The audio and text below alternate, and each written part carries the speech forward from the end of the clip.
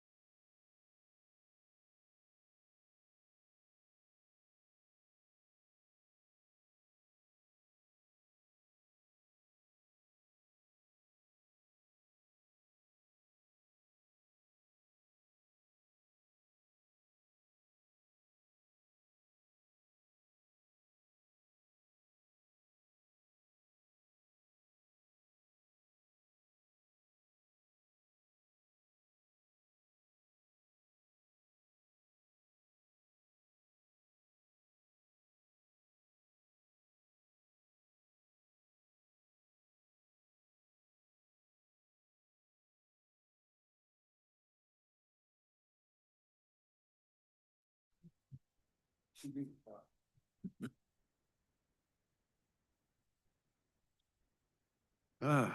morning. Welcome to the meeting. Sorry about that. Who did we have to do that to all the time? Oh, that was Arn. Okay, let's see. We'll get started here. And today it's our pleasure to have from the Blessing Church today, Pastor Chuck is going to lead us in invocation.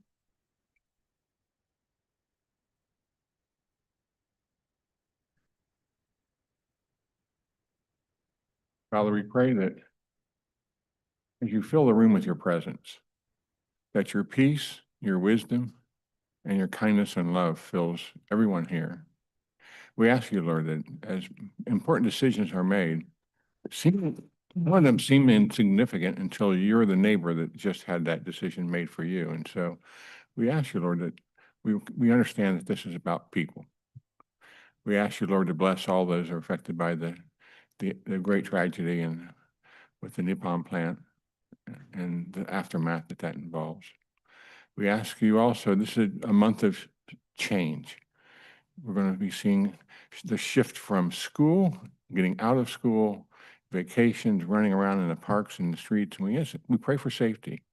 We pray for decisions that increase that safety. And we pray for all of our safety forces who are going to be out there as the summer gets hot and evenings go longer. And so we thank you, Lord, for each individual that's opening themselves to be servants to all of us that live here. And so we thank you for that. We pray this in Jesus' name. Amen. Amen. Thank you. You want to join me with the pledge? Okay. I pledge allegiance to the flag of the United States of America and to the republic for which it stands, one nation under God, indivisible, with liberty and justice for all.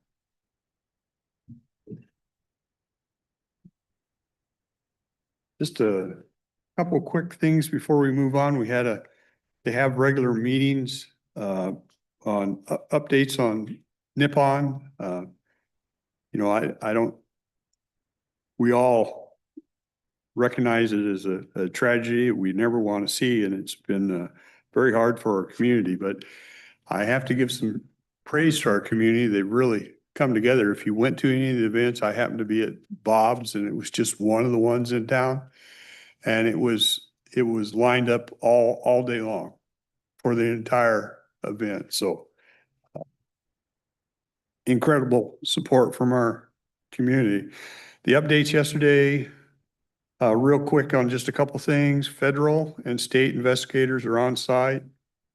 They continue to monitor air and pH. They actually have a map on the ecology website. If you want to see the areas that they monitor, they have a map, and from what I understood yesterday, it'll tell you what their readings are. They said yesterday, all discharge has stopped yesterday morning. Flushing has ceased. pH readings are back to neutral levels, which is between 6 and 8. I guess that's parts per something. And they monitor 37 stations. They're doing a drone inspection of the Diking District today. On air quality, stationary and mobile testing continues, and they've had no indication of abnormal levels in the area as far as in our air. So that's a little bit what we heard yesterday. Okay. That we need approval of minutes for May 18th and 19th. Make a motion to approve minutes from May 18th through 19th. Okay, we have a motion to approve. Any corrections, comments? Seeing none. Call for a vote. Those in favor? Aye. I'll run down through consent agenda. We have a call for public hearing in building and planning. This will be June 30th, 2026, 9:30 in the morning. It's been 4 years since we've looked at our fees in building and planning. They have an advisory group we call BPAC, Building Planning Advisory Committee. And they've suggested some changes to that. So on this public hearing, we'll be looking at changes to fees in building and planning. The next 2, 3, and 4 are memorandums of understanding with the prosecutor, the treasurer, and the auditor. This it involves public records request stuff. It's a process we already follow. We're just putting it in writing. So I'm told we already do this, and it's just putting it in writing. Number 5, we're extending we award some rural development funds to the Cowlitz Council of Governments. We're extending the closure date to July 31st. I think that they're waiting for some results to come back. Correspondence, Federal Energy Regulatory Commission Notice 5/2025 regarding the 2024 detailed gate inspection report. That's on Merwin. Another one from them regarding the authorization for construction. That's the Yale Spillway Gate Bulkhead.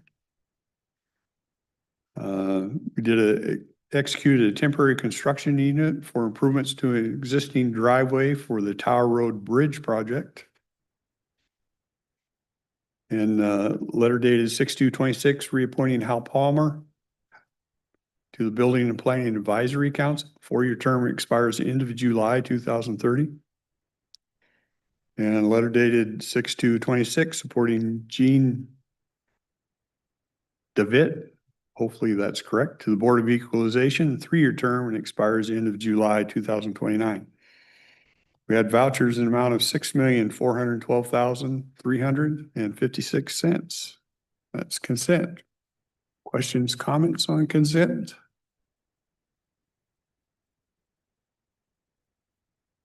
Okay, see none, I'd entertain a motion. I move approval of the consent agenda.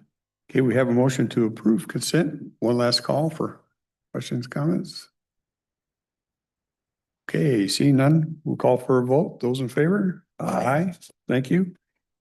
I think we have one motion item. Susan.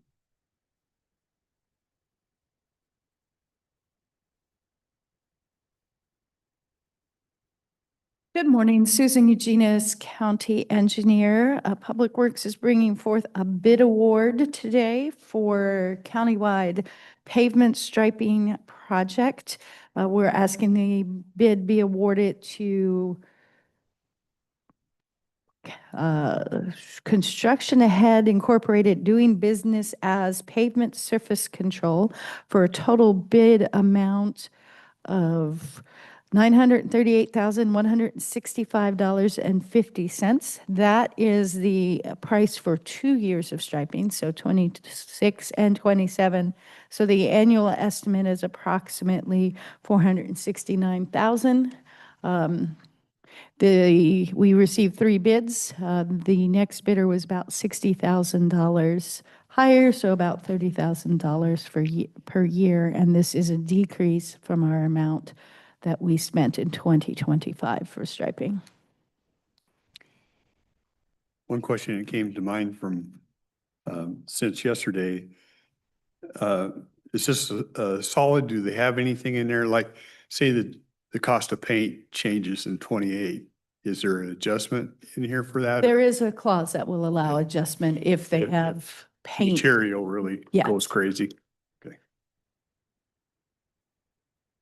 And it also has a clause that if we are not satisfied with their work in 2026, we do not have to do We don't have to, 2027. Yes, the second year of the contract if we're not satisfied with the work. correct, with a written notice. Okay.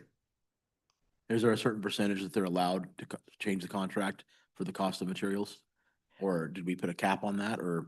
how does it So work? the way it was written, and we've did it the same way as we did our guardrail project, where we do that unit bid guardrail. So they bid it in 1 year. And if they have significant cost increases, what they do is they send in what their order was in 2025, like guardrail was $500 a linear foot. And in 2026, it's $550. So it's the $50 difference. And so we look at physically the materials, and they need to provide us invoices and the bids for the next year is how we do the increases. And if it is too big of an increase, we can always just say we're done. Okay. You can come up and.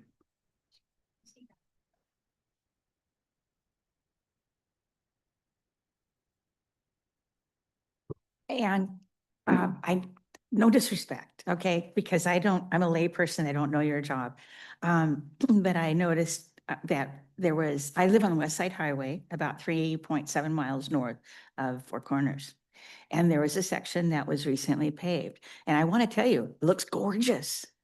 But, am I wrong that they went way out farther than they normally do? Because that would cost more money than what I would think that we would be paying.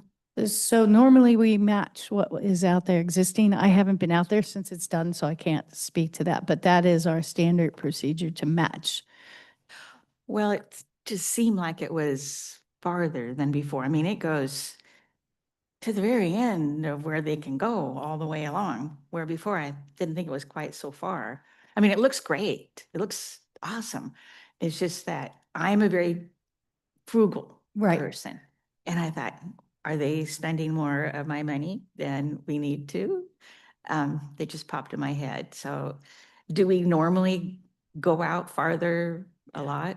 Not very often. If we are, there's usually a reason for it, such as we're giving a standard shoulder width, but generally in that overlay project, we match what's existing. I can, Just because maybe it's new, it looks darker farther out. it could be, and then we don't have the striping out there yet, so. Okay, I don't, like I said, I know I'm a very frugal person, and to me, it was like, okay, we're spending money here that might be mine. I just needed to ask. Thank you very much. You're welcome. I'm just kind of assuming here a little bit, but I'm assuming you give them, we want to do this section from mile 2.8 to 5 or something like that. And we want a width normal. You give them the specifications and then they give us a bid and we either accept it or don't accept it. Is that Correct. fairly close? Yeah, we have mile post to mile post, left lane, right lane, or northbound, southbound, however we called it out on that particular area, and what that lane width is. And we have an inspector, and it is literally marked on the ground. If you drive around and you know what you're looking for, Well, I saw the white marks. the white marks that with the arrows pointing which direction, and if it's both sides, they're doing both lanes. At one side, they're just doing the one lane. So that is for them to know, here's where you start, here's where you end. And they give us a price per ton, and we've estimated the tons. And at the end of the project, we pay out at the real, whatever the actual tonnage was. And we do have an inspector out there watching their work and saying, and trying to keep them within those bounds. Okay, so then to Flo's point, if they do build wider and bill us for that, whatever that amounts to, we have a person that goes out and is Yes. supposed to monitor and catch that. Yeah, there is a person with them full-time. That help a little bit. It does look beautiful. Yeah, yeah.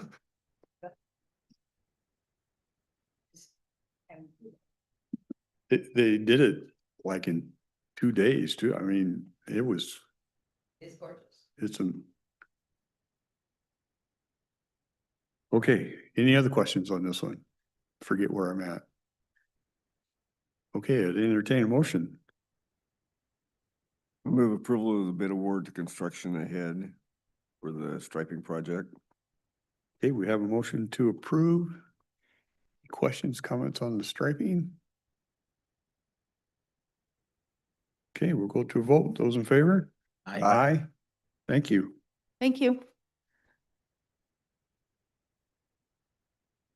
Okay, what else we have coming up today is we have a public hearing, budget amendment at 9:30 that Sean will be doing. And at 10 o'clock, we have Forest Service in from Gifford Pinchot. There's a lot of changes going on in the Forest Service, and we're gonna ask him to talk about that a little bit. Plus, I kind of want to know an update on the Spirit Lake, the tunnel. They're looking at different designs. If you have any public comments, you can do them now. Yeah, yeah, I'm sorry. no, Just recently I attended I think it was a PCO meeting, yes. And Judge Carmi was there and got to talk to her because as you know, I'm very concerned about our juvenile system taking money out of our community because of the business. I've talked to all three of you guys about that. And I got my chance to talk to her. And I was impressed by her experience and what she was thinking and what she told us. She did tell me one thing that Steve Rader, Steve, that you were the official liaison between the judges and the commissioners board, right? Okay, and she said, when I talked to her about my concerns, because I feel this is a huge drain on our finances, that I told you guys over and over again. And she says, well, we're working on it. She also thought it was a drain and she thought that it needed to be taken care of. And we talked about different solutions. And she says, well, I'm working with you. And I would really like it if that when you do, she gave me her card so I can also, but I don't want to bother her when I bother you, sorry, that you would hopefully relay the information of working on it back to us.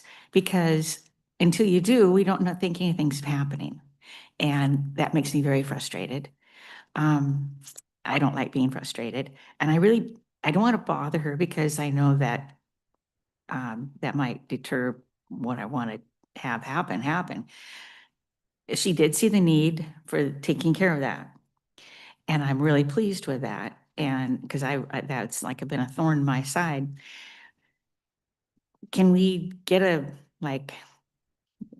report from you periodically of your meetings with her? Do you have scheduled meetings right along over those issues? So you would know when you would be able to come back to us with report on that, correct? Yeah, we meet monthly, her Monthly. and I do. And when there are any significant changes to what's going on, Flo, I would report that for you. At this point in time, nothing has moved from when I reported last time. I'm still dealing with a particular entity with regards to land and location for a new facility.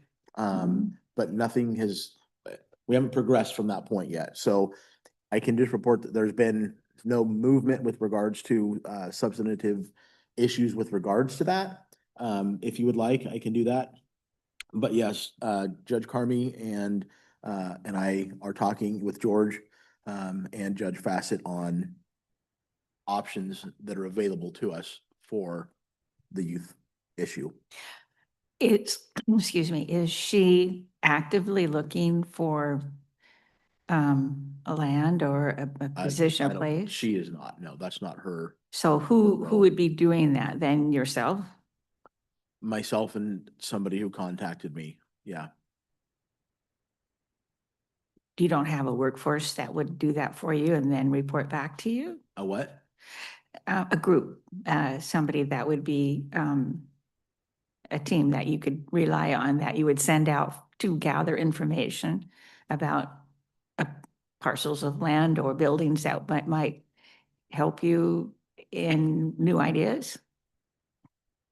I think we have a real estate agent that we work with, but whenever there's anything, whenever there's any possibilities or anything like that, we get together, we would call an executive session and discuss real estate and things of that nature.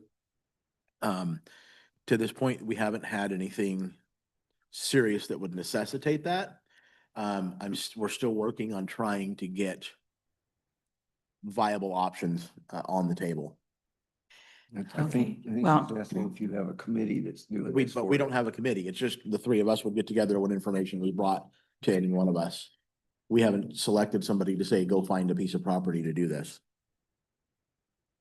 Okay, I have to apologize. As you guys know, I'm not a lady with a great deal of patience. I'm sorry. I appreciate any tolerance that you give me as far as hammering on this. But I have hammered on this for over a year. And in over a year, nothing's been done. So I am frustrated. And I know that But there's I would contend talking. that I wouldn't say nothing's been done. We have made efforts to try and do something that to move us in the direction to fix the problem. It's difficult for us at this point in time, primarily because of the budget constraints that we're under. We're needing somebody from the outside to come in with money that we don't have. And so my conversation with a previous gentleman that I spoke with, it was a conversation. And so you haven't seen any results visibly, but that doesn't mean that nothing's being done. Okay. Well, I would appreciate any information on things. Like I said, I know I'm an impatient person and I get very frustrated very easily. And I like to see things happen. And if there's any way that I can help you with any of searching or anything that you have in mind, let me know. And I would definitely be there for you. Okay, I'm sorry, I just needed to do that. And then on the way into town, Lindy Campbell wanted to know if anything else had been talked to with the Corps of Engineers or anything about dredging, any more dredging or anything happening at the mountain. And told her I would ask. So you would be Rick, you'd be the one to ask on that, correct? Well, I haven't heard Corps offer any dredging. I think Commissioner Farrell, are you the one that sits on Oh, with the group? Yeah, I Who sit in attends that one? That, you do? on the Tootle the collaborative. Yeah. collaborative. Yeah, they're basically, when they get together, we get updates on what's going on, mostly where the Army Corps of Engineers is at, putting up the new sediment retention structure. But we get a report on where they're at, not necessarily where they're going unless they have something underway, like building the new sediment retention structure, sediment retention dam or whatever you want to call it. It's not really a dam, but Yeah, well, I'm sorry, I don't have much faith in the retention dams, considering the Yeah. amount of material that's behind those dams that would come down if we had a problem. But I appreciate knowing that you're on that and then you're going to be giving us reports on that so I can tell Lindy what's happening then, correct? You meet like once a month as well? no, it's more like quarterly. Quarterly? Depends on Wow. what's going on. Yeah. And yeah, I go and sit in those meetings. I don't think I've missed any, but it hasn't been something that I would call extremely aggressive on anybody's part. Mhm. I would say They that definitely don't. I would care. say any of the aggression to move this forward flow comes from the three of us sitting here, not from any of the collaboratives or the boards that we sit on. We're the ones that are really pushing and driving that. And what I can tell you is that the last I heard when I called the Corps and met with them was that we're working to get the funding for the dredging of the Cowlitz River in the 2028 WRDA, which is the asking of the funds from the federal government. That was the last conversation that we had, was that we're pushing for that for 2028. Like I say, I'm a very impatient person and 2028 sounds far off. You know, Well, I can tell you that the three of us share your frustration with how long this stuff takes. Yeah. I can assure you that. well, thank you. There's so many people that are concerned about this and they know that there is a problem and And they keep on asking, have you heard anything, Flo? And I can't say anything. And I know that the Corps isn't really excited about sharing their thoughts as well, right? And so it's kind of between a rock and a hard spot, really, isn't it? It's only been 45 years. What's the rush? 45 years. Yeah. Yeah, I understand. Thank you very much. And I would agree, we're kind of the drivers of that, and we decided that in the last commissioners that we really needed to drive that because it's more of a political issue than it is a collaborative thing. And so that's why we talked to and that's why you have a lot of information that you didn't have before and you're asking about it because it's important that people know what's up there and can Yes. speak to that. So that was one of the drivers to make sure people understood what it was, what it truly was, and implicate what could happen if something really went wrong. Well, people really appreciate what you've done, Yeah. all of you guys. And because a lot of us have spent a lot of time up in that area recreating somehow, one way or another. We know what's up there and we know what would happen if they had an earthquake, if, like a size 5. We're not uneducated as far as what would happen. And then when you told us, okay, we're talking feet down here in Longview. Yeah.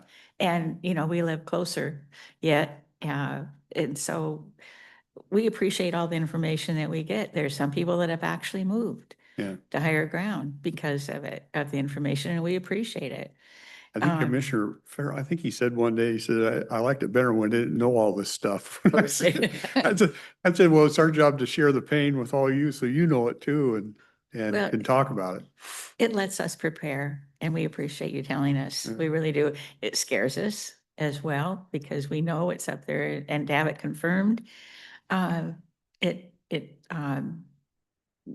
I said, I know of people who have moved, and some can't afford to, and they're okay now. What are they doing? To save me because I can't afford to move. So thank you for sharing. We appreciate it.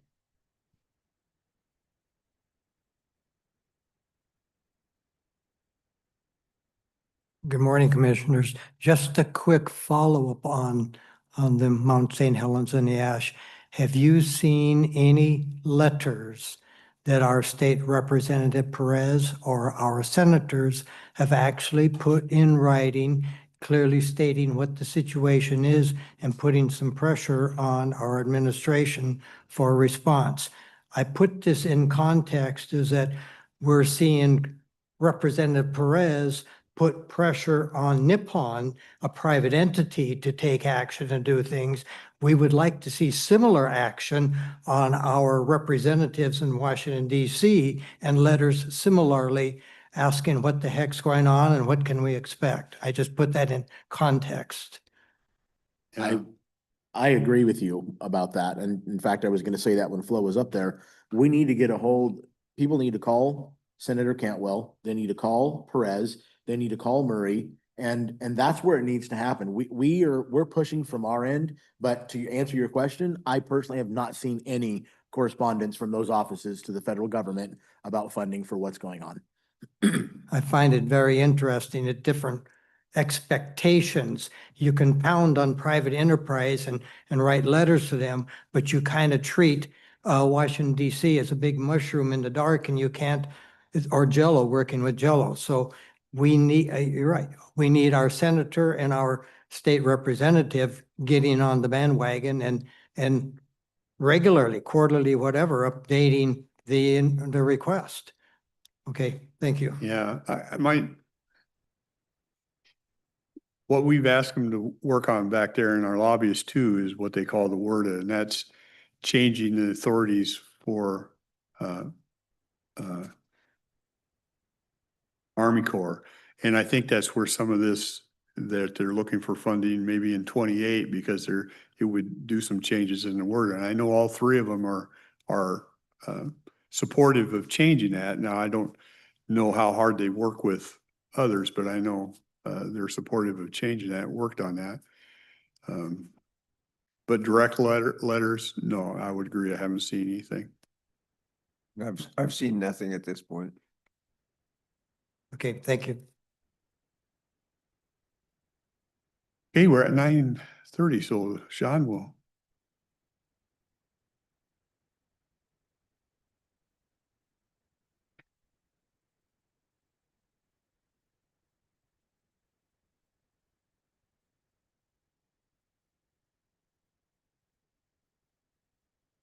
Good morning, Commissioner Sean Rowe. Today, we have a call for a public hearing for a budget amendment and dissolution of a fund. The amendment is a need to adjust the 2026 county budget to adjust appropriations to account for additional expenditures, transfers, and revenues through the year, and to dissolve the Fund 41801, the Cowlitz County Cafe Food Service Fund. It's no longer needed as that enterprise has closed as of last year. So within this budget amendment, we have a few different categories of it. The first one we want to talk about is our medical and payroll corrections throughout the year. For 2026, we updated our medical and how we apply that to our employees. We have about $207,000 of savings we're recognizing at this point. And then we have department requests that have come throughout the year. We have approximately $2,950,000 worth of expenditure increases and 905 of revenue increases. Most of these are going to be equipment or projects that have rolled forward from prior year. For example, we have our solid waste vertical wells that we've rolled forward from 25 into 26. Additionally, we have our rural development grants. We have adjusting the budget on that to align with the awards that we have presented. Equipment, we have additional mowers coming out of ER&R and certain trailer systems for thermal camera imaging. We have additional grants coming through that we're recognizing both the expenses and the revenues for HHS, our low income housing funds, and our courts as well. We're also recognizing some of the reorganization that's gone out throughout the county in the first 5 months of the year. The next section we're looking into is our 2026 budget reduction efforts. Earlier this year, we requested from the departments reductions totaling up to a little less than $5.4 million. We've received reduction efforts of $4,546,610 to increasing the end fund balance. This was a cooperative process with all the department heads and electeds throughout the county. It was both achieved through expense reductions and revenue recognition. I want to give a lot of kudos to the electeds out there and departments that worked through this process. It was hard and tough, and I'm thankful for their help in this process.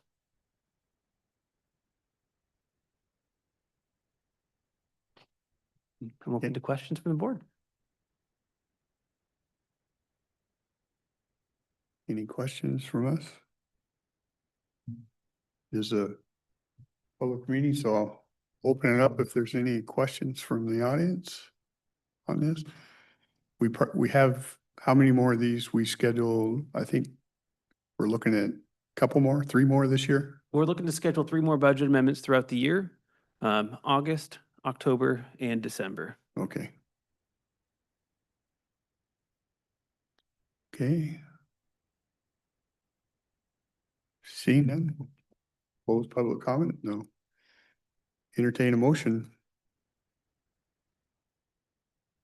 I move approval of the budget amendments for 2026. Okay, we have a motion to approve. We've offered public comment, so we'll go straight to the vote. Those in favor? Aye. Thank you, Sean. Thank you.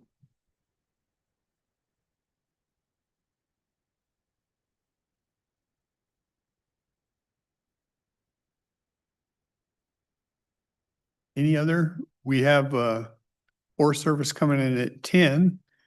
So we can recess till then, or I'll give you opportunities if you have anything else you want to discuss. Okay, we'll just recess till 10.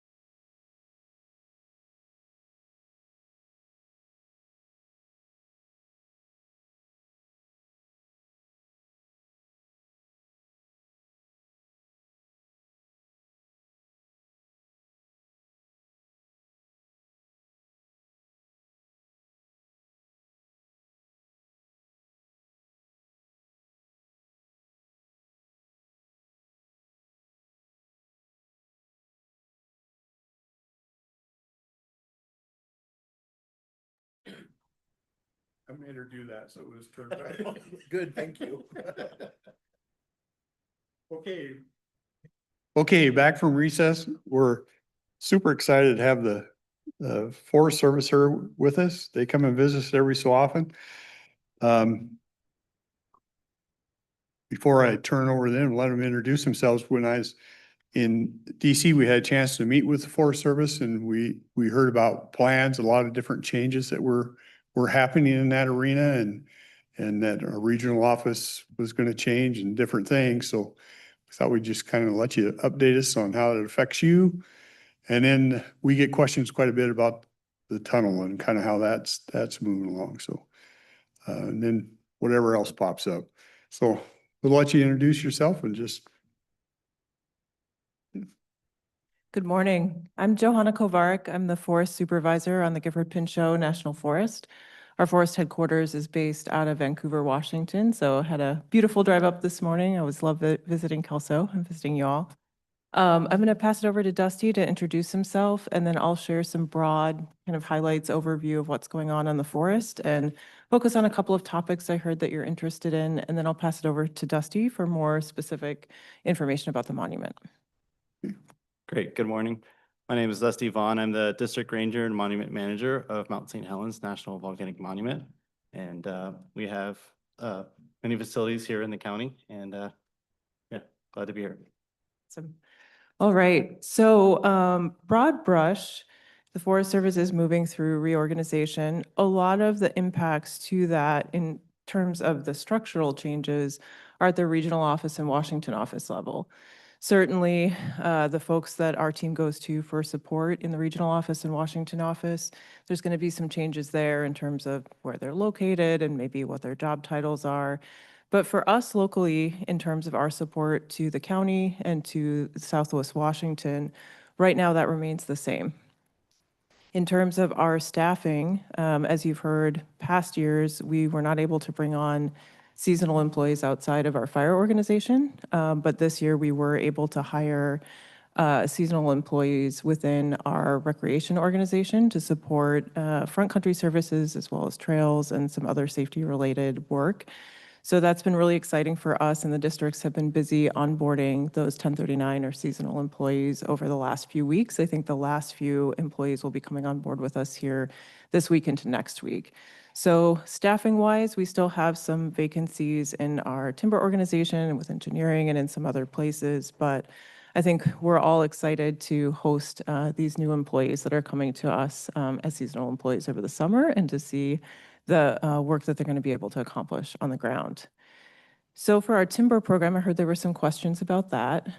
Since I've been here, we've been working to increase the amount of forest resiliency work we're doing on the ground and using commercial timber as a tool for that to support the mills and the economics of the area.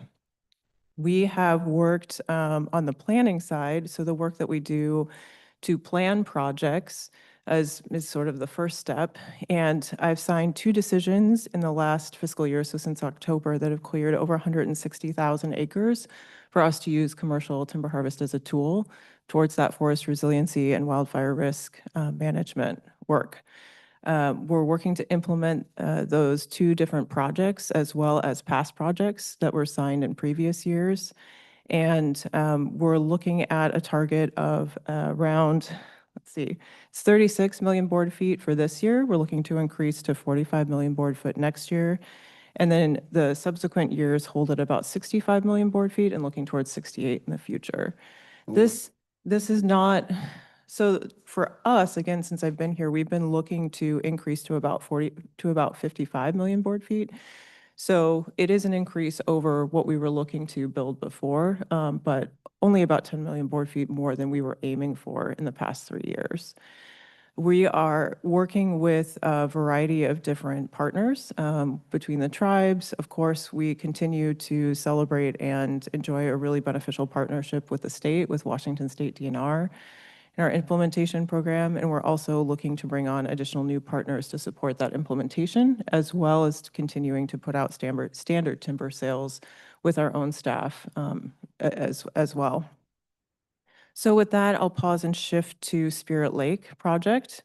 I am so proud of our Spirit Lake team. We have a new Spirit Lake project manager, Scott Barnt. He joined us new-ish. He joined us in November of last year. And he and together with his team of 3 other folks, have been working to continue the work that was started a few years ago. So on the ground, currently, there's a safety improvement project that is a multi-year project that is under construction, so replacing the intake gates. So that work, that construction is happening this summer. Folks will see some closures around Spirit Lake related to that. And then on the planning side, we have 2 different projects going on. One is the long-term plan for the tunnel. We had a public meeting this last fall. We published the draft environmental impact statement and shared that with the public for review and for comment. And we're working on putting out the final environmental impact statement and the draft record of decision here this summer to share what the selected alternative is and what the long-term plan would be. As we're hearing from the Spirit Lake Toutle Cowlitz River Collaborative, as well as from the public, I want to reassure everyone that safety is the priority of that project. Safety and the citizens downstream of Spirit Lake are absolutely the priority as we look at planning.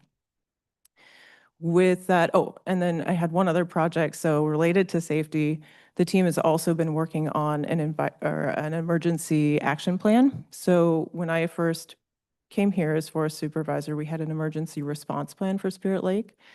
Over the last couple of years since the South Coldwater slide in 2023, we've been working on shifting from an emergency response plan to an emergency action plan, together with Bureau of Reclamation, who's been super helpful in looking at what the standard is for dams across the country and for emergency response, and what a more modern shift would be in terms of our planning.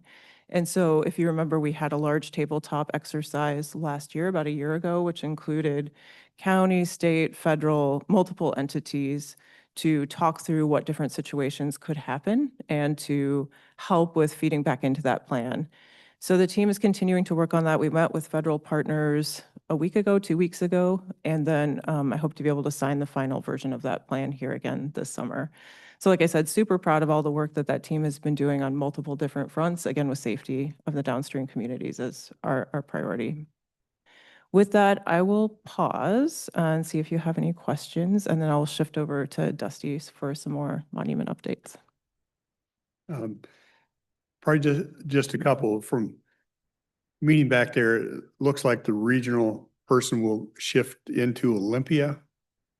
Correct. So So we don't have it out of Portland anymore. It'll be into Olympia, or when we contact, is it still contacts with like we call the Gifford Pinchot if we want to do something up there? yeah, absolutely. So we'll remain your initial point of contact for local matters on Mount St. Helens National Monument, Ranger District, that's Dusty here. For larger scale Gifford Pinchot National Forest issues, that's me in Vancouver. And then as the forest shifts our organizational stance, so our regional forester will shift to a state director position. There'll be a state director in Olympia and a state director down in Salem. It sounded like, and I don't know if the final decision is made or not, that the Forest Service would move under Department of Agriculture back in DC. So we will remain under Department of Agriculture, yes. Yep. Is that, do you see benefits to that, or, I mean, I see that you're planning more harvest of your product up there. Is that because it's kind of under agriculture, or is there a different? So we have been under Department of Agriculture. That's not a change. So we'll remain under Department of Agriculture. We're not shifting to Department of Interior. So that stays the same. And we continue with our multiple use mission and supporting local communities, as well as sustainably managing forests for the future. We'll continue our mission, and our work remains the same. It sounded when we were, and I forget the gentleman's name that heads it up back there, but they were a little concerned with movement of something. Is it fire? That is a large conversation right now, absolutely. So Department of Interior has solidified their fire response under the, gosh, what is it? Wildland Fire Management Service. Yeah. Right now, the fire suppression response remains separate under the Forest Service. We retain our own fire response. So We have that's not what has the changed it. potential to move. Yeah, okay. There are conversations related to that, yes, but there's no decision. You know, on the options for Spirit Lake, and it sounds like during this summer, you'll have the option that you want to use Yeah, or so suggested. in the draft environmental impact statement, there were 9 different alternatives that were proposed. And the reason for that was really coming from a place of full transparency and wanting to look at a really wide range of options. I mean, it's a big deal, right? It's a large project and it's complex. And so really fully thinking through what could happen up there and what the ramifications would be and sharing that fully with the public so you can see what we're looking at, what we're talking about. So after the draft was released, there were 2 preferred alternatives. The final environmental impact statement will share what the selected alternative is and what that looks like going forward. Yes. And we'll have the opportunity to comment on those when you do the final. I know you've had a lot of comment stuff out and we have people that sit on the collaborative and do that, but Yeah, absolutely. We've gotten a ton of great feedback.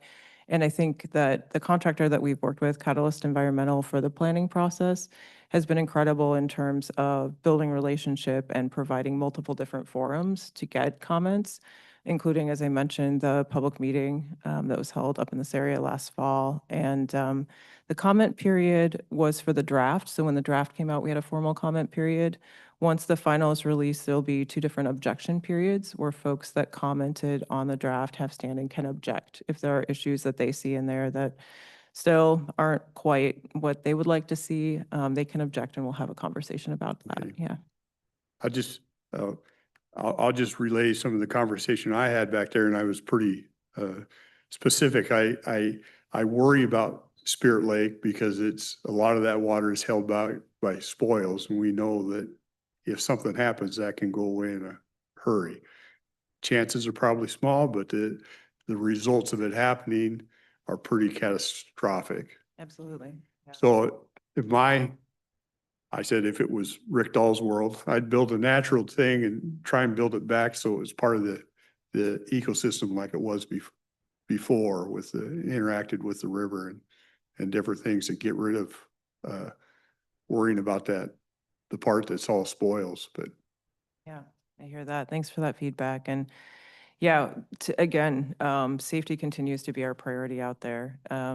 It is absolutely a concern. It is a low probability, but high consequence Yeah, if something were to high- happen. high And consequence. And if it's something that can be, if it's the way I usually explain it, if it's something that you can't control, like Mount St. Helens, it's going to do what it does and we choose to live with it. If it's something that we can fix, even though it's a low probability, then maybe we should look at doing that. If the consequences of,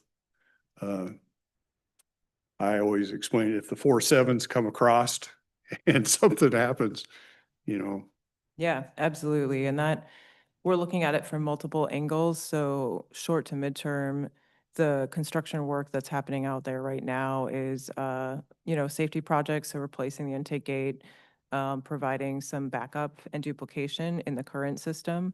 The emergency action plan that we're working on developing and finalizing is really broadly thinking through what are all the things that could happen and what would our responses look like and who are the right people to have in communication with each other. What do those sequences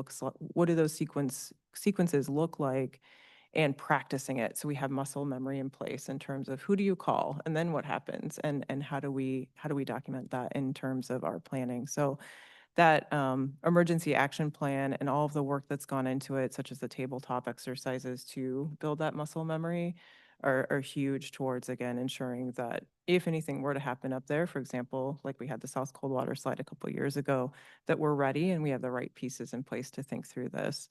And then the long term is the planning project that I've mentioned in terms of that final environmental impact statement that's coming out this summer and the draft record of decision. That's really, truly all the experts getting together and looking at this thing six different ways, right? And thinking through in depth, what is the plan for the long term, holding that safety as a priority for the communities downstream.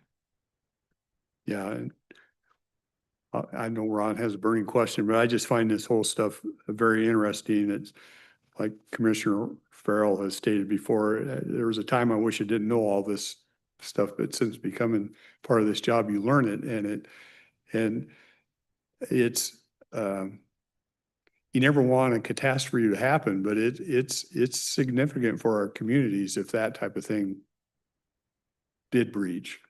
Yeah, and I want to take an opportunity to just share my gratefulness for the emergency management group here in Cowlitz County. They've been indispensable in terms of working in an integrated fashion on those emergency response plans and thinking through all this and making sure that we're ready across the board as a community. Okay. Ron, did you have a couple? I don't mean to hog everything. I just wanted to just follow up on the discussion on Silver Lake representing the exposure that the community knows that we have here, is that the present catastrophe that we have is a drop I mean, it's terrible, serious, but it's a drop in a bucket if we ended up with another repeat of the Mount St. Helens effect 40 years ago. And yet for 40 years, we haven't seen much done. Et cetera. And all of the planning for rescue and all of this is fantastic, but that's after we are supposed to be looking forward and preventing. Is that if we were a private enterprise, if you were a private enterprise, we'd have government sending all kinds of letters to you for your responsibilities. But when we're government entities, the fingers all point in different directions. So we need to get some fingers aligned, pointing in the right direction, supporting you supporting us, and most importantly, getting our Representative Perez and senators online and making it visible.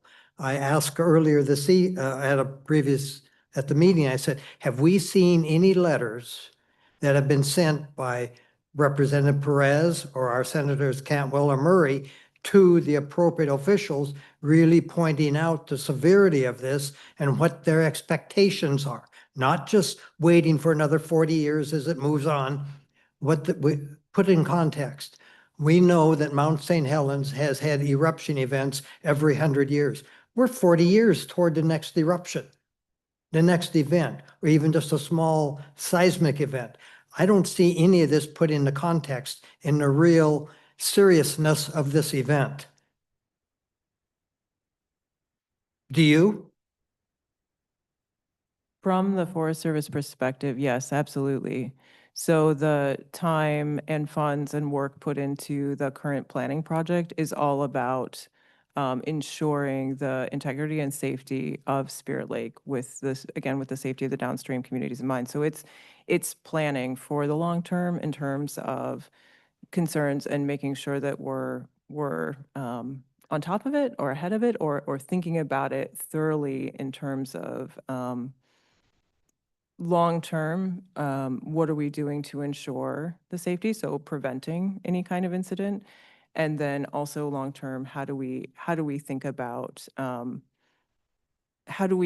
system as a whole in the context of the fact that you're absolutely right. The odds that Mount St. Helens will erupt again, it's likely, right? Looking at the geologic history. So what does the work that we're doing mean in the context of that? And we're really fortunate to have partners such as the U.S. Geological Survey, as well as U.S. Army Corps to work with as we're thinking about this. And we stand on the shoulders of the giants in those entities as well as in this community that we're thinking about that as well. So that long-term planning for me is a big piece of that proactiveness towards what I'm hearing you share with me. And a component that, a piece that resulted in that planning was hearing from congressional parties here in the state asking us kind of what is our long-term plan, right? So we were charged with taking a look at that, and that has resulted in the current planning effort that the final environmental impact statement will be out this summer. So for me, that long-term look, that proactiveness is really integrated into that planning effort that we're doing. in terms of the long term. In terms of the midterm, that's the emergency action plan. That is more responsive. Yes, absolutely. Should something happen, we also want to be ready, and that's that emergency action plan. But Dusty, I saw you kind of reaching for your. So let me just interject here. An environmental impact statement is based upon some plan that you are saying could be implemented. Have we seen that plan, or is that the one that you're talking about that we would have some, a public comment period on? So the emergency action plan is the emergency response plan, and then the final environmental impact statement came out for public comment and review last year. And then, as mentioned, there was a public meeting on that. So that has been available to the public and is still available to the public on our website to take a look at. An environmental impact statement on an emergency response plan.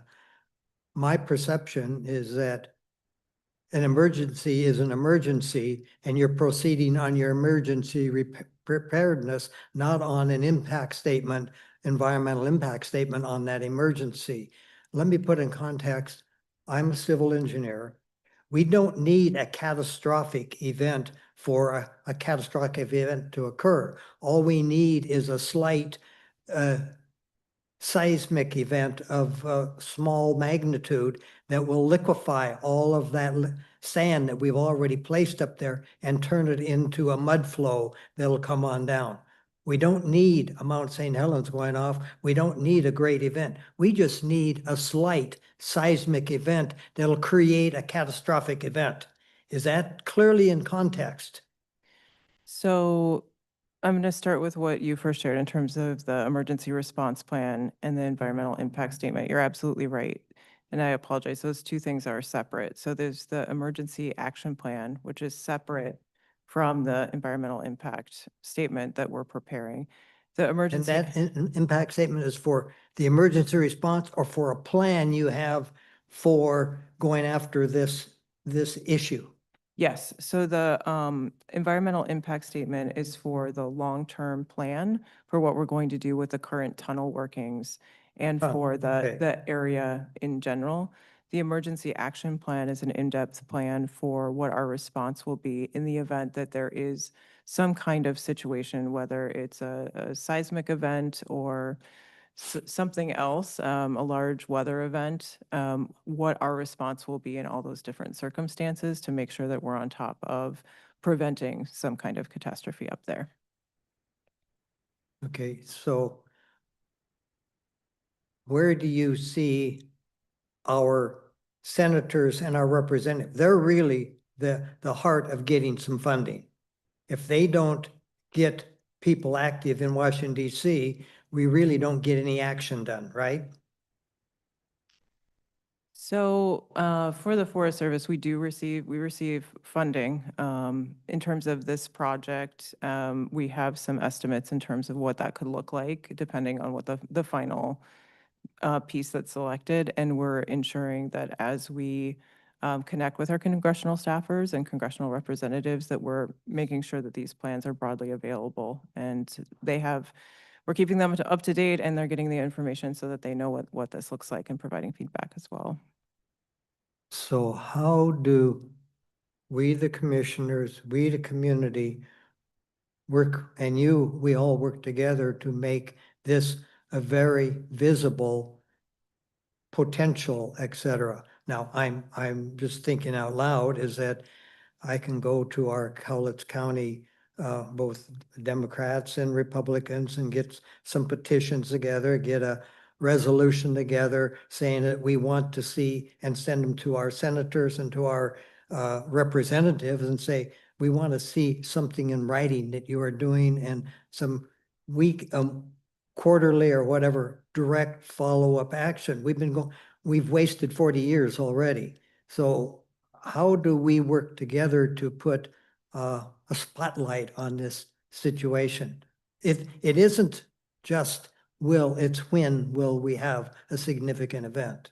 So I love that question. I think my intention and my hope is that the more that we as an agency, that myself, Dusty, our specialists can be present and connected with you all, that you need to answer the questions that you have to feel like you know what we're doing and what's going on, and so that you can provide us with feedback, whether you like it or you don't like it, or you have additional questions, making sure that you have the information and access to us to get those answers is really, for me, kind of the first foundation. So meetings like this, right?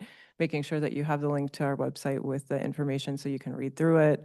All of that for me is a first big step. And then if, you know, what you choose to do with it in terms of communication, in terms of what you'd like to see, what the community would like to see, that's, you know, that's your prerogative. But for us as an agency, making sure that you are connected with us and hearing what we're talking about doing, getting that feedback is crucial to the overall, I think, success of the safety of the community. So I love that question. And if you all have ideas where we can show up more, where we can share information differently, I would love to hear that.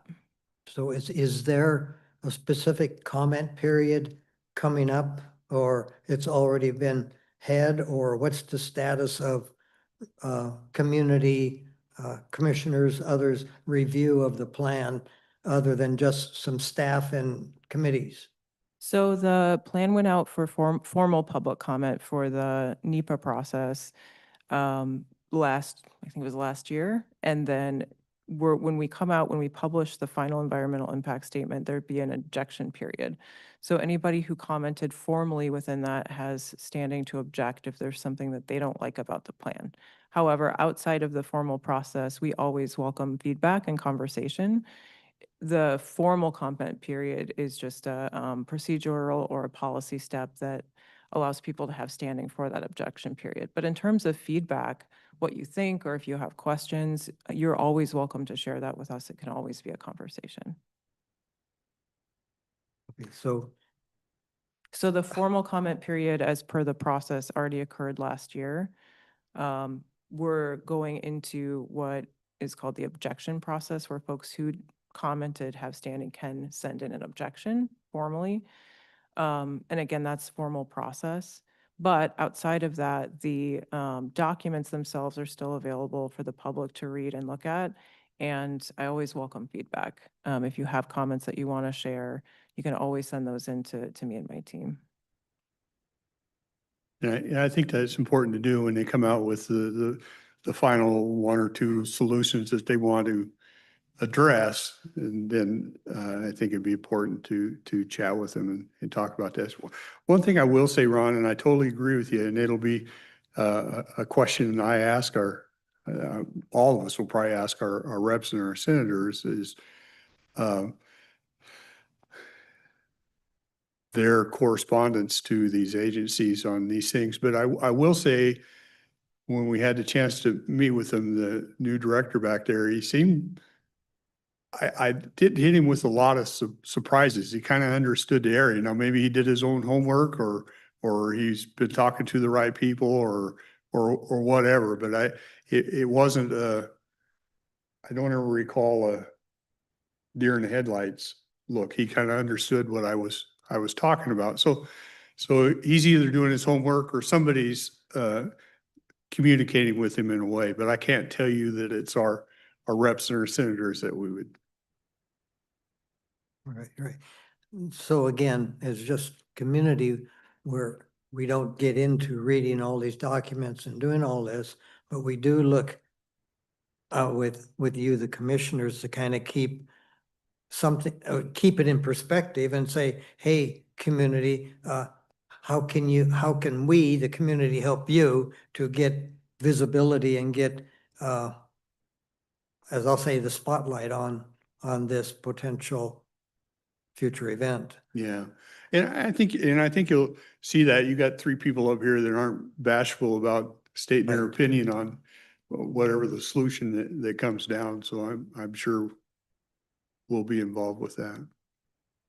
I would also say, Ron, that we are, excuse me, working on getting the group of people that we got together when we had the meeting, when we had all of the municipality leadership together, to getting them together again and coming up with our own correspondence of 4 or 5 bullet points that we agree that these are the things that we want addressed. We are working on bringing that together and having that meeting. So that us as Cowlitz County and the municipalities within Cowlitz County and that leadership are sending that to the Forest Service, to Patty Murray, to Cantwell, to Perez, to the Army Corps, saying in one voice, these are the priorities that we see as a community that need to be addressed. That's in the works. We are gonna be having that meeting, and putting that together. So as far as what we're doing, we're doing what we can to bring that to the forefront of those elected servants. Put it on their table, say, hey, we're not going away. Very good. And so in the political visibility process, we find that if I meet with someone, you meet with someone, that's one meeting. But if I show up with a petition or a resolution that has 100 or 1,000 signatures on that, that has much more impact, et cetera. So I just mention that, don't hesitate to, some of us in the community resources to say, let's get some petition or a resolution or whatever together to get 1,000 eyes or 10,000 eyes on this issue. Yeah. Thank you. I'd just like to Thank say, you. Joanna, thank you for you guys coming. I do have a couple of comments and questions. I think one of the biggest frustrations that I hear and that I feel myself is the pace at which things happen. We just had the NEPA last year, which I was on that Zoom, that virtual call, and I thought it was great. There was a lot of good options. I appreciated the fact that they're taking all the different considerations, that it affects, that the decision would affect. But I think that to Ron's point, what good does an environmental impact statement do us if that lake comes down? I'll tell you what the environmental impact is that everything's flooded and it's under, silt and mud. And so when you look at the process that we go through, it's almost as if the priority gets shelved because we have all these bureaucratic steps that we have to go through to get to the result that we want. When the result that we want is we want the lake fixed, right? I mean, ultimately, the environmental impact should be, what is the environmental impact going to be if the lake goes, if it breaches, not what impact are we going to have if we fix the lake, which to me is that's a frustration. We're not looking at what the net result could be, which is the catastrophe. What we're looking at is how many, tadpoles and how many fry are we going to impact if we put this in and we drain the lake, which quite honestly, is a moot point if that thing breaches. Honest to goodness, those things are gone anyway, right? Those fish aren't going to be in that lake if that thing goes. So the frustration, I think, is the bureaucracy and the time that it takes to get things done and to get things implemented. If we know that the tunnel needs to be fixed, fix the tunnel. And I'm not speaking to you or at you. It's just the whole system as a whole that is very frustrating because, being the ones who live downstream of that, when I went back to Washington, I asked the question of our representatives, do you know when that thing's gonna go? Do you have a date and a time as to when it's gonna go so we all know when to head to high ground before it breaches? We don't know. And so what's frustrating is the lack of, and I call it a lack of urgency, but it's because of the process that we have to go through to get anything done. 1 year later, after that NEPA, we're gonna get the results of what decision, which option they're going to go with. You know what I mean? And is it gonna be 3 years after we decide that that's the option that we're gonna go with before we do anything about it? And so that's where the frustration comes from, is the fact that we don't see, and I just, the young lady sitting at the table had this conversation with me this morning. We don't see the results. We're not seeing any movement, and I understand the pace at which government works is very frustrating. But that's the frustrating part about it is the priority is it needs to get fixed. Not the environmental impact statement, it needs to get fixed. And from our standpoint, when year after year after year go by and we have nothing but studies, nothing but more meetings, more committees, when is it going to get fixed? And I think that is, to me, indicative of many problems that I see within the government and the downhill effects of that. So for example, if that breaches, is the $40 million that we're spending to have the Army Corps raise the sediment retention structure do any good? Absolutely not. It's gone. Both retention structures are gone if that thing goes down. And so it's almost as if the priorities are a little bit backwards. You know, that is the frustration. And I know you can't fix that, but you want the feedback. I would say, and I'm speaking for myself, I would say that's one of my biggest frustrations is that the order of priorities that need to be done are not priorities because there's a bureaucracy that they have to go through in order to get anything taken care of. And so that's my frustration with it. So if you can take that and relay that to somebody, that'd be great. I don't know that anything's going to be done about it, but the other thing is, can you elaborate real quick, the board feet that you guys are talking about, the growth of that? Are you guys working with the state? Because I know that the state's having a hard time funding public schools right now. Are you guys working with the state and having some of that money go towards funding for the schools? Can you speak to that at all? As to what's your motivation for the increase in the board feet in that 3-year time period? Yeah, so the first part, I can't speak to state funding in terms of schools. The funds that we work with for Good Neighbor Authority with Washington State DNR they fund different components of DNR and they go back into funding the work on forest as well.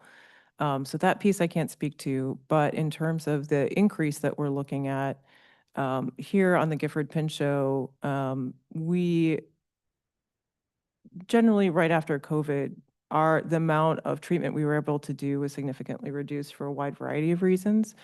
And we've been looking to increase that number for a while now. And so the increase that we're looking to do in the next 3 years is in alignment with the increase that we've been looking to do for a while. And the reason for that is really the resiliency work that's needed on the ground in our forests, as well as the risk to catastrophic fire mitigation work that we're doing as well. So a couple of fold there, and then also that work that we're doing, as I said, we're using commercial as a tool. We're also committed to ensuring the sustainability of supply of timber to our local communities.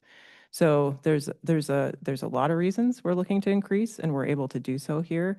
And those reasons continue to be the same and in alignment with our mission. And is there, are we working towards being able to remove windfall and things from the forest so that we don't have a matchbox underneath the canopy? Yeah, absolutely. So there's a couple of different efforts there in terms of, so windfall, I think about hazardous trees and those kinds of things. There's active treatments going on related to that. But then in terms of additional material that accumulates, so we have a prescribed fire program. So we do pile burning in the units that are treated or thinned. I'm really excited that for the first time this year, with some of the timber sales that Washington State DNR has implemented for us, they did a pile burn in one of those areas for us this year. So we're exploring some different ways to get those treatments done. And then I'm extremely proud that our Mount Adams district did the first underburn, prescribed burn in one of our treatment areas for the first time in years this past spring. So we're actively looking at increasing those treatments and making sure we're doing that work as well. It's good to see that old-fashioned forest practices actually made sense and we're re-implementing a lot of that today. So that's good. You're doing this in all your districts in Washington State because, I mean, Gifford Pinchot is like 36 million board feet, but the Colville is 131. I mean, you're around to different areas, so. Yep. Flo, you had a question? Yeah, actually, I've got two. A little bit of history here. I'm old. I've been riding that mountain for many years. I rode up there, Mount St. Helens, before the mountain blew. And I want to tell you, we had massive trails. I don't ride any right now, but I belong to Backcountry Horsemen of Lewis County. Mm-hmm. And I know that we help a lot. But I do know that when I first started riding to now, there are fewer trails up there. And quite honestly, when that mountain blew, we understood we shouldn't be up there because our horses would bring something. We might leave something that shouldn't be growing up there because it came from our farm down below. But that's been 40 years ago, over 40 years ago. And I would really like you to consider opening more land for trails.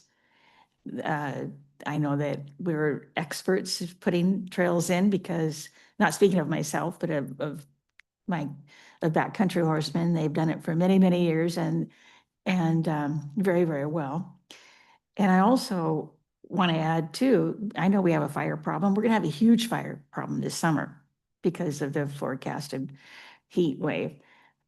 How many roads that we used to have were totally let go that we need for forest or for fire prevention or containment that we don't have anymore?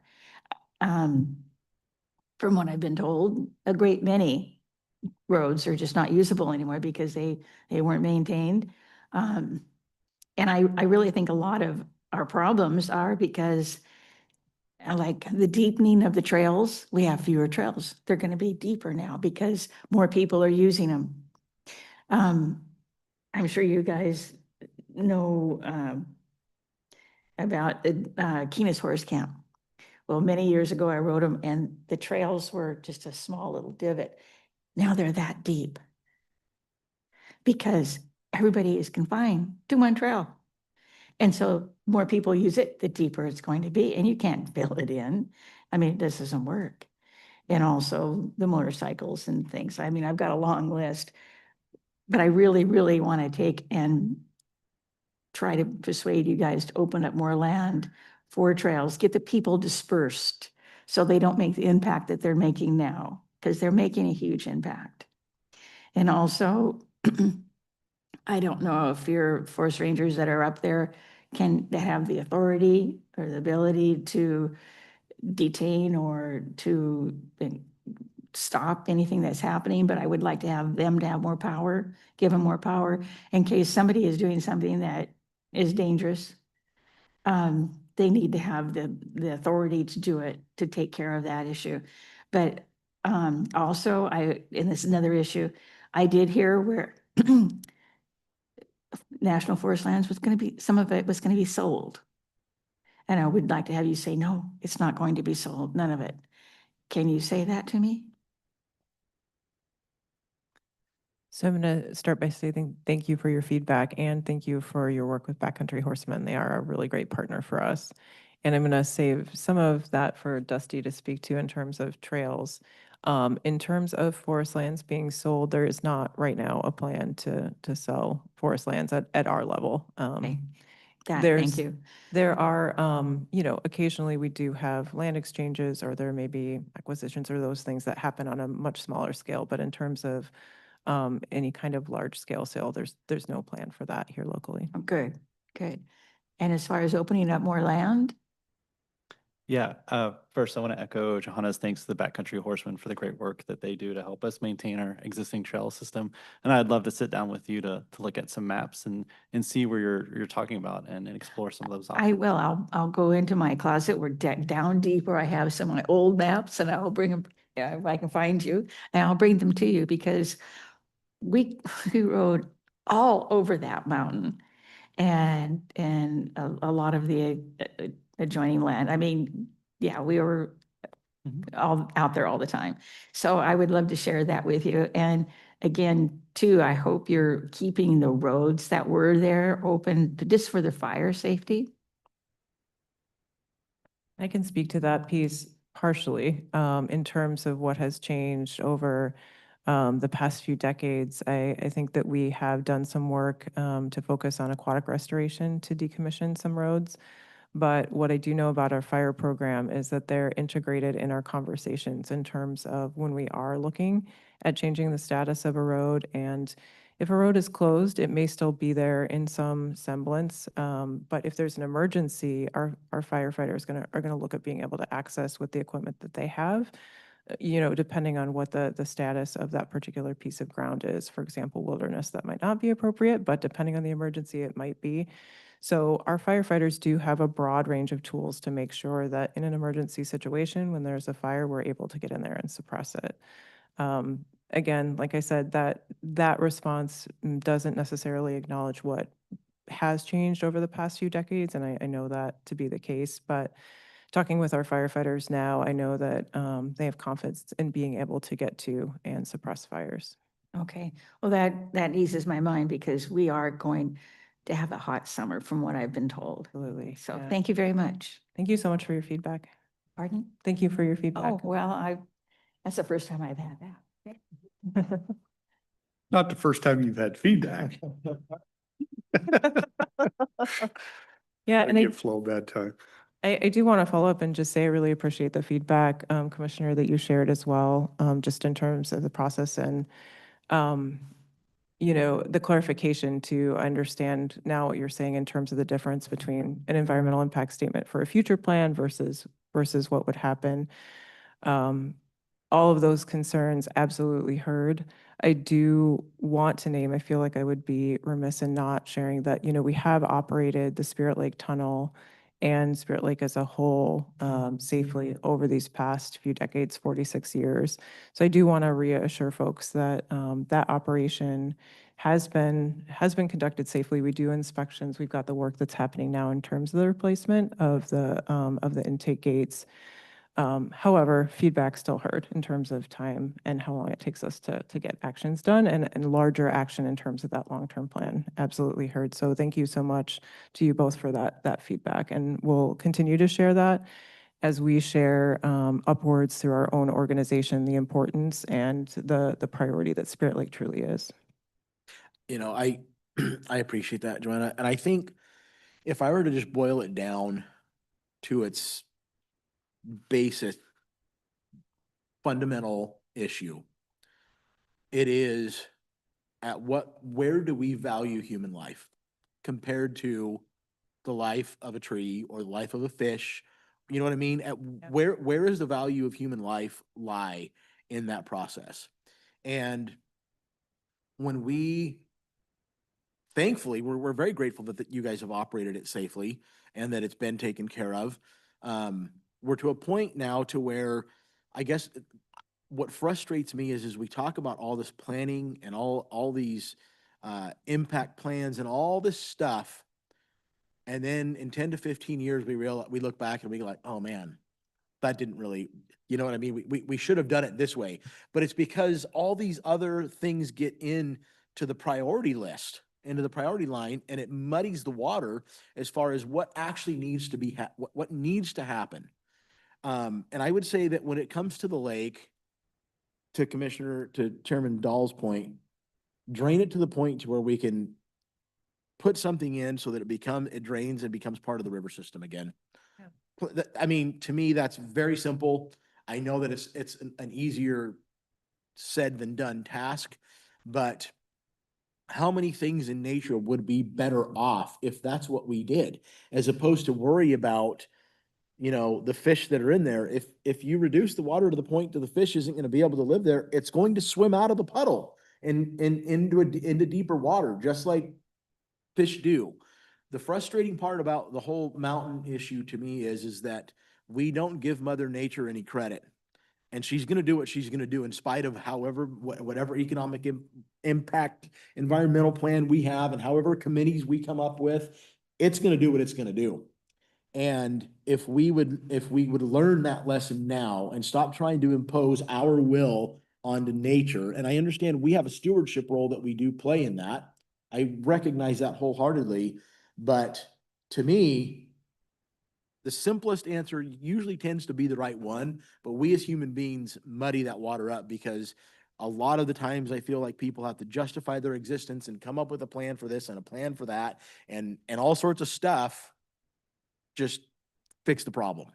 Does that make sense? So thank you for listening to us and accepting this feedback.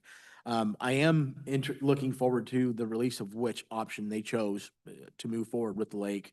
And hopefully it's the one that I think that they should have gone with. I mean, I don't think that, I don't know if they will or not, but of the options that they laid out, there was two that stood out to me as the most obvious ones that we needed to move forward with. And hopefully it gets done sooner than later. No, thank you so much for that feedback. I really appreciate it. The other question that's been asked to me is with regards to the monument, would we be better served if it was a national park? So I do want to, I realize that I haven't quite given Dusty time to share about the monument yet, so I do want to make sure there's time for him to share some updates. You know, there's a lot of great work that has been done on that thought work before my time here in terms of talking with community and getting feedback. I think that we are proud as an agency to hold the monument. I think that I am really grateful to have Dusty here as our monument manager and district ranger. He brings a wealth of experience from the national office as well as on forest and different areas of expertise that dovetail very nicely with the monument. I think that as an agency and an entity, we are also lucky to have some strong partnerships, such as the Mount St. Helens Institute, to hold this place together. And I think we have a lot of exciting plans as well as challenges in terms of whether it would be better held by the Park Service. You know, I'm biased, so I'm not sure that I'm the right person to answer that. Again, having read all of the great work that was done before I got here by communities, the community here, and other experts, I would leave it to those documents, and I'm happy to share those with you. But again, from my biased opinion, I'm really proud that we hold it, and I have a lot of faith in our team and our partners and the work that they're doing to really hold the memory of Mount St. Helens and to plan for the future, both on the emergency side, but also just on the sense of place side and the creating opportunity for people to connect with it in a positive way as well. So I recognize that that's not exactly a direct yes or no, and for that I apologize. But like I said, I think there's a lot of great work done on that before my time, and I'm super proud as a forest supervisor to hold and to co-steward the monument together with the tribes and our partners as well as this community. So I think with that, if it's all right, I'm going to pass it over to Dusty to share about some of what we have been doing on the monument. Thanks, and I echo your sentiment exactly. And at the foundation, the monument is public land. And so the process, if it's Park Service or Forest Service that manage it, is the same as far as working with Congress and working with communities and the public to understand what the priorities are and what opportunities you're looking for. And so if there's specific things that you would like to see are changed or have questions about the monument, please reach out to us and we can figure out how to work together on that. My name is Dusty again, the current district ranger and monument manager for Mount St. Helens National Volcanic Monument. I've been here for 11.5 months now, and just tremendously thankful to this community, the county, the commissioners, the Spirit Lake Toutle Cowlitz River Collaborative Group, Mount St. Helens Institute, and numerous other entities and agencies for helping bring me up to speed. It's truly inspiring the level of community and collaboration that happens here. And also the retiree group has been tremendous here. There's a lot of dedication and passion. I'll say for the interests of this community, we hear a lot about the State Highway 504 and when's Johnson Ridge Observatory gonna reopen again. So the state highway folks are working on that, the bridge repairs. I was just up there a few weeks ago connecting with the contractor, a lot of good work going on. The state continues to tell us that they anticipate this work being finished late into this year, and we are doing our best to prepare the area above the slide for public access.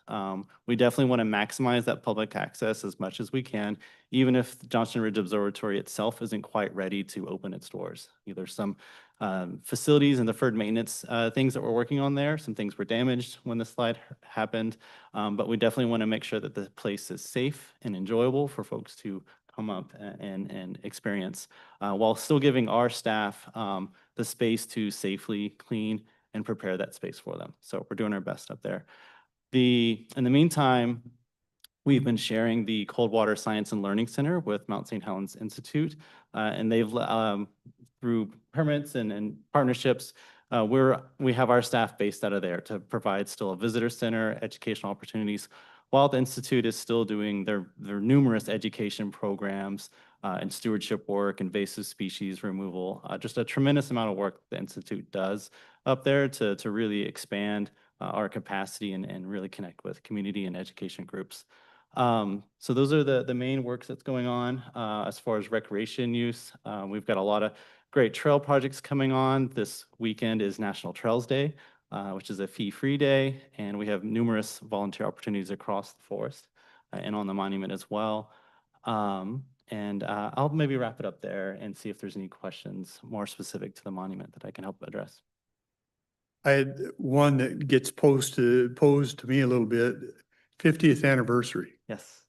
How heavy is Forest Service going to be in that? On the 40th, they asked Cowlitz County to kind of run it. I'm not saying I want to run it. I'm just asking who's the lead on this? Because I get questions once in a while from chamber to different groups to who should we talk to about this, or who's planning for this? Yeah, so we internally started planning for this at least last year. And we started to bring staff internally. We've been doing inventory work with our specialists on what projects they see that need to happen to either prepare for the 50th or 50th and beyond. Also recognizing that some of the work that we do around the 50th will benefit the monument in the long run, especially if there's another eruption event. Hopefully this expands our capacity to observe that or provide space for folks to come in and observe that. We've also been working really closely with all of the visitor centers along State Highway 504, and they have now had several meetings thinking through themes and collaborative processes, and they have a better consolidated sort of operational relationship amongst them now because of this sort of planning. Also, the Spirit Lake Tool Cowlitz River Collaborative is helping us do some brainstorming as well. And of course, the Mount St. Helens Institute is heavily interested and has been like a great partner in helping us connect with more members of the community and brainstorming ideas. So right now for the Forest Service, we are in an inventory and brainstorming phase. We definitely want to be someone who helps facilitates communities and organizations and groups to come up with your own 50th plans. We don't want to be the owner or the gatekeeper of the 50th, but how can each one of us here lead out on something with the 50th? And so please share your ideas with us. We're all ears right now, and we're trying to position ourselves really well to show up and celebrate or commemorate, I should say, sorry, that day, recognizing the lives that were lost and the legacy of Mount St. Helens, for sure, including the tribal. We've had a lot of great conversations with the tribes and looking forward to more. So you're okay with me if people ask, I can point them and say, you ought to at least give the Forest Service a call and kind of understand what they're doing and how we collaborate? Absolutely, yes. Okay. We have a long list of contacts that we're building up and trying to identify where skill sets might lie, if it's in tourism and advertising, or if it's in research, or if it's in various different buckets we're trying to form. Okay, thank you. Ron, I'm assuming you had something? Yeah, I was going to go back to the forests if, Yeah. I was raised in Eastern Washington near the Colville Confederated Tribes. Every time they have a fire, I see significant rehab operations of trucks and trucks taking the burned logs out of the forest land and doing that. And in doing that, they also rehab the land with roads in and the things that you do for cleaning that up. 2 years ago, we had the big fire along White Pass. They actually had to pass closed to Yakima from here, and they actually had the road closed down for almost a month because of the fire activities. It's amazing. I saw very little what I would call forest rehab, logging rehab, except for a few trucks here and there. Is there a plan? Do you put together a plan for going back in? It's a great time in the environmental regulation or ability is a little bit less when you're in cleaning up after, or even putting out the fires, opening up some of the roads that become the trails again. So do you have a plan for moving back in after a fire and reclaiming what you can? 100%, yes. So I'm not sure, so there was the Goat Rocks fire in 2022 that was on the Gifford Pinchot, but I think the most recent one was over on the Okanagan Wenatchee National Forest side. my memory is getting a little murky as we go back a couple of years. But regardless, whether it's us or the Okanagan Wenatchee, whether it's state or other places, I can speak to federal, we have a suppression repair plan that starts getting built almost immediately with our resource advisors. So during a fire, the Forest Service, other agencies have resource advisors that go out on the ground and are looking at what the impacts are and working with the firefighters to minimize impacts. Again, life, health, safety is always the priority. But as we're seeing what's happening out on the ground, thinking through what it's going to take to repair the actions that occurred during suppression. So yes, absolutely. And then we look short-term, we look midterm and long-term in terms of what the needs are for repair, but also stabilization, where if there were, areas of intensive burning, if there are things that we need to do to shore up roads or to shore up hillsides, those kinds of things to prevent erosion issues, all of those things are being looked at as part of the planning for post-fire activities. Well, and there are a lot of private logging contractors that say you don't have to have a specific cut and marked all the trees. You can also take acreage of certain areas and say, hey, we'll give you a contract to rehab out of here what you can, and they'll take some pretty positive efforts on their own or within limited direction without having a gigantic environmental plan and everything and things in place. So I'm hearing in your question some questions specifically about timber and what we Yeah. do in terms of that. And for us, it really depends on what the land use designation is. For example, in wilderness, that might not be appropriate, but in other areas, maybe it is. So we think about that and look at it as we move through that fire season and and that particular fire. If we do have suppression repair work that's needed, whether it is with vegetation management or something else, we do work with our partners and contractors, especially in the mid to long term, if there are things that we can't get accomplished during that particular tenure of fire. So we absolutely work with those partners and have those conversations. But in terms of the timber piece, it just depends what particular ground, what the intensity of the fire is, just what's appropriate in terms of that particular piece. Okay, but you do have, in essence, a preparation of a plan that would engage resource to do what you can for following up to a fire also. Absolutely. Yeah. Okay, thank you. Great question. Thank you. Okay, we've taken an hour of your time, which we always appreciate. You giving us that time. A lot of good questions today, a lot of good comments. We always enjoy having you in, and I'm sure we'll see you again. We thank you for your time. And as always, I would always like to leave it. If you find something that you think we can help you with, please reach out, and we see it as a two-way street. Yeah, absolutely. I continue to be grateful for our relationship with Cowlitz County and the feedback that we do get and the open conversation. So pleasure to be here. Thank you so much for having us. And please reach out anytime if you have more questions or feedback or anything you'd like to share. Okay, Thank you. Yes, thank you. Thank you for the opportunity. I think that's the end of our day. We will adjourn. Thank you.